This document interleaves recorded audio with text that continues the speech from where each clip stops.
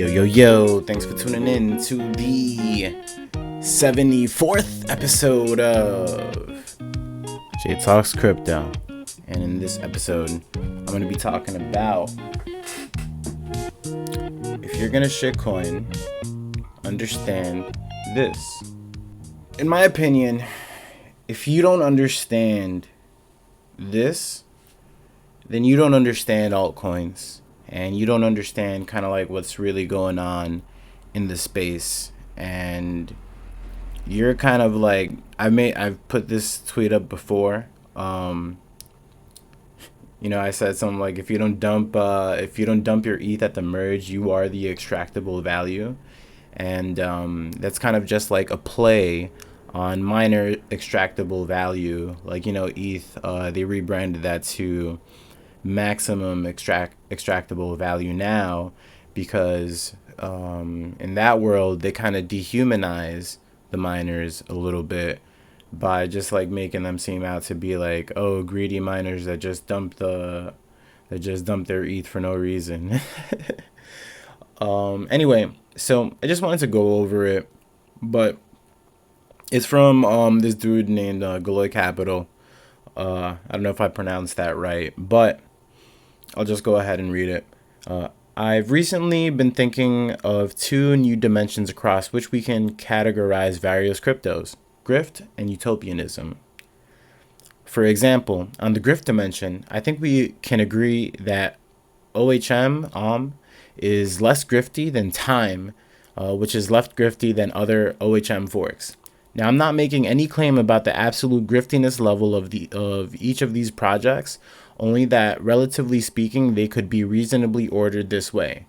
Generally, the rule is that copies are griftier than the originals. On the utopianism dimension, an example would be that BTC is less utopian than ETH, and ETH is less utopian than Solunevax and other new L1s. Generally, the rule is that new projects try to solve the problems inherent in old projects and are thus more utopian. Now that we understand these dimensions, we can talk about the investability, returns, and the timing considerations of each of these quadrants. 1. Low grift, low utopianism. 2. Low grift, high utopianism.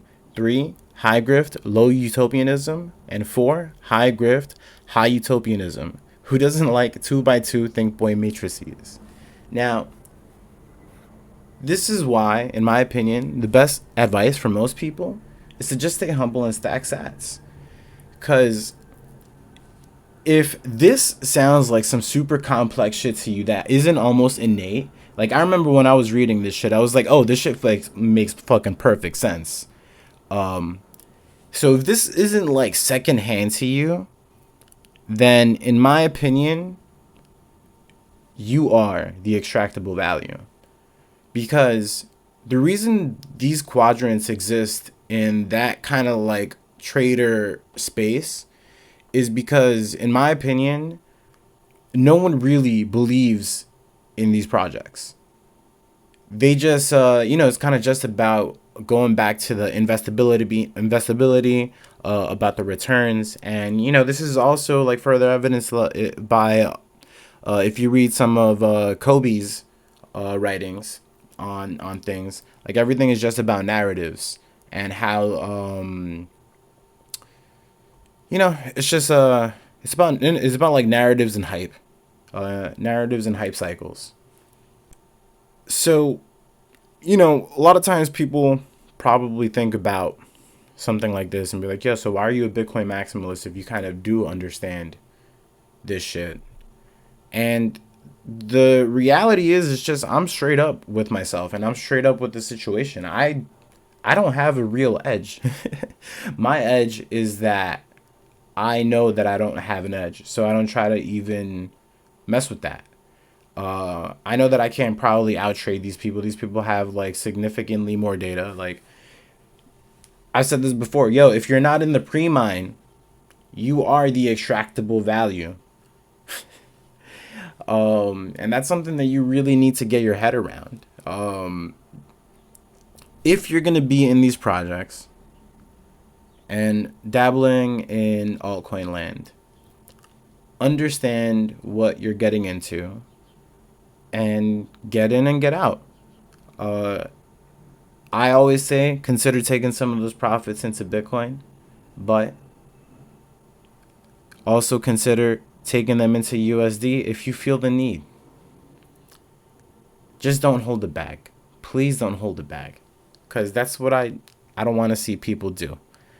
Because this matrix wouldn't exist if they try to make you fall in love with the shitcoins.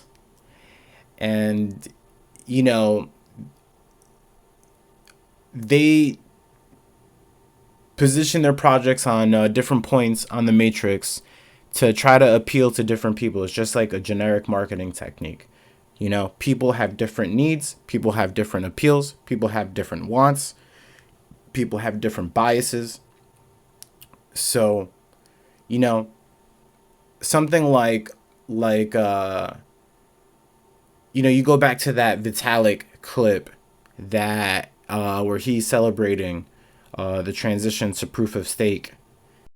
So I think, like, to summarize, one of the ways that I think about this in a more philosophical way is like proof of work is based on the laws of physics, and so you sort of have to work with the world as it is, right? You have to work with, you know, electricity as it is, hardware as it is, what computers are as it is.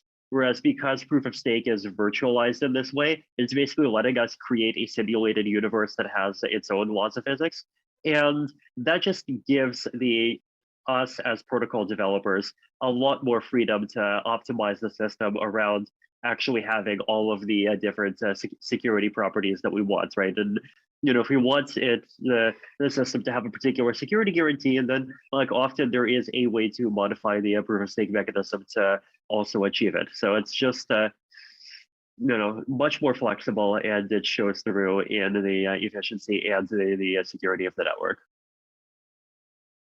And how they're kind of like making their own reality. And you know, it's just like, in my opinion, the cold hard truth is that you can't escape physics. You really can, and there's no real alternative to that. And anything else is just a compromise. Anything else is cope. I'll say it straight up. Anything else is fucking cope. Um, and it's on to you to prove us wrong. Like, that's how I view it. As far as I've seen, there's nothing that I would stick my neck out for and be like, I think that this shit is the best thing since sliced bread. The best shit since Bitcoin. This shit is better than Bitcoin. Like, let's be real, guys. It's not. Your shitty coin, your crappy little fucking project that like no one gives a fuck about, that your friends look at you and tell you like, damn, they don't have the heart to tell you the truth about it. I do. Your shit is trash, man, and no one gives a fuck about it, and it's not gonna go anywhere. Anyway, this was an episode of J Rand's Crypto. It's probably getting kind of dumb, but I did want to go over this because I thought it was very, very insightful. And, you know, it's just like, if you're not aware of it, be aware, because people are thinking about this shit like in a significantly deeper way than you probably are thinking about. You know, some people have different conclusions, where it's just like they believe that Bitcoin is like the only thing that really matters, the thing that drives the market. But in the in between, they're gonna try to trade in between this shit to maximize either their US dollar values or their Bitcoin values. And that's the name of the game. And if you don't understand that, then you are the extractable value, and that's the point of this video. Anyway, don't forget to like, comment, and subscribe. Thanks for tuning in. You guys know I hate asking, but this is J Talks Crypto, and I am signing off.